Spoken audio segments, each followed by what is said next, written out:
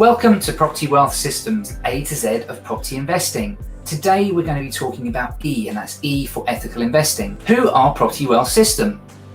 We are a collective of active property investors, and we've come together to show other people how to achieve their property goals through education. That's whether you be new to property and looking to buy your first property investment, or whether you've already got an existing portfolio and you're looking to diversify. My name is Rick, and I actually bought my first investment property as an amateur nearly 20 years ago. Fast forward to now, and I'm a full-time investor as well as a trainer and mentor for Property Wealth System. In this video, we're going to talk about E for ethical investing. What does that actually mean? It's understanding that you can build a strong, sustainable and profitable business, but at the same time always being ethical in your actions. That's what we teach here at Property Wealth System. It's about tailoring individual property strategies to suit your own individual goals, but at the same time looking for win-win solutions for everybody that you deal with. When it comes to property investment, there sometimes can be a misconception that property investors are only in it for one thing, and that's greed and profit, but we can actually create shared wins and outcomes. For example, the press sometimes cite property investment as a reason that first-time buyers and families can't get into the market. The simple truth is that first-time buyers and families are not interested in the same properties. As professional investors, we are buying with a different mindset, a different set of KPIs, and through a different looking glass. Investors always have to look where they can create value. We don't look at properties that are already finished because there's no value to be added to those properties.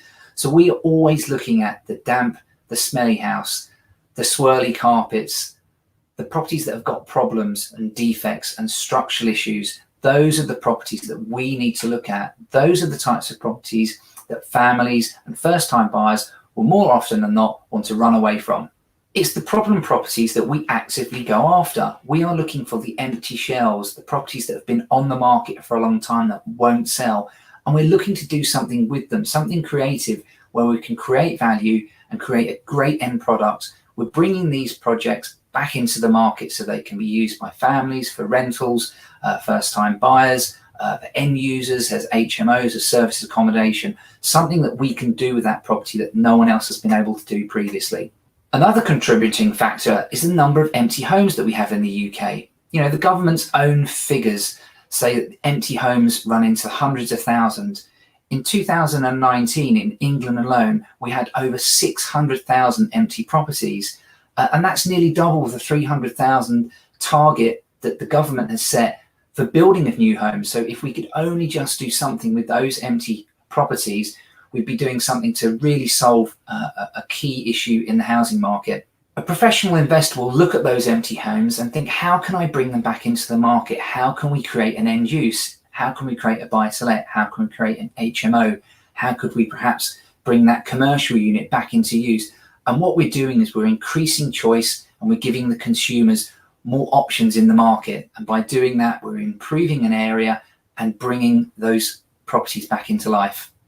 As a landlord, it's really, really important to remember that we are not just creating a house. When we're bringing these properties back into circulation, we're actually creating homes and opportunities for people.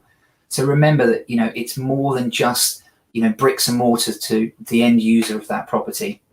In today's property market, it's important to realise that there's more and more legislation coming into the market every year. This is a really positive thing, as we've seen housing standards increase year on year.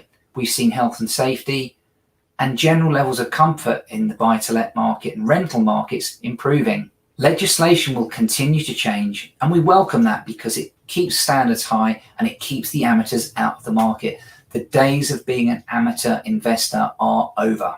Finally, property investment is about people, and it's really important that you remember this. There's so many people involved in property. This includes the vendor, the person that you're buying from, the agents. It's dealing with your power team, so that could be your legal team, your accountants, your architects, also the local trades that you're going to be using to renovate the property.